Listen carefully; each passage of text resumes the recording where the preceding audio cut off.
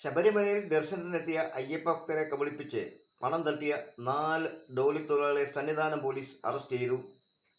Tenkasi വേലായുധുരം RC colony street സ്വദേശികളായ കറുപ്പുസ്വാമി 50, സൂര്യ 23, മരിയദാസ് 37, മഹീന്ദ്രൻ 24 എന്നിവരാണ് അറസ്റ്റിലായത്.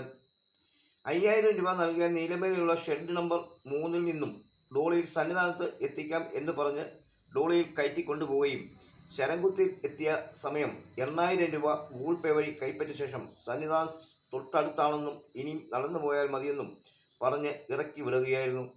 പരാതിയുടെ അടിസ്ഥാനത്തിൽ Sannidhanam police sub inspector Vishnu S case register ചെയ്തു. Pamba police station inspector CK മനോജിനെതിരെ സന്നിധാനം പോലീസ് സ്റ്റേഷനിലെ SCPOമാരായ ജീവൻദാസ്, പുഷ്പദാസ്, വിനോദ് എന്നിവരും പമ്പ സ്റ്റേഷനിലെ SCPOമാരായ സാംസൺ, അരുൺലാൽ എന്നിവരും ചേർന്ന് പമ്പയിൽ നിന്നും പ്രതികളെ പിടികൂടുകയായിരുന്നു. ശബരിമല ദർശനത്തിനെത്തുന്ന അയ്യഭക്തന്മാരിൽ നിന്ന് അമിതമായി കൂലി വാങ്ങുന്നതായി മുമ്പും പരാതി ഉയർന്നിരുന്നു. 3 ദിവസം മുമ്പും അയ്യഭക്തരിൽ നിന്നും അമിത തുക ഈടാക്കിയതിന് പമ്പ പോലീസ് കേസെടുത്ത് പ്രതികളെ അറസ്റ്റ് ചെയ്ത് കോടതിയിൽ ഹാജരാക്കിയിരുന്നു. അറസ്റ്റിലായ ഡോളി തൊഴിലാളികളുടെ പാസ് റദ്ദാക്കുന്ന റിപ്പോർട്ട് നൽകിയിട്ടുണ്ട്. പ്രതികളെ റാന്നി കോടതിയിൽ ഹാജരാക്കി.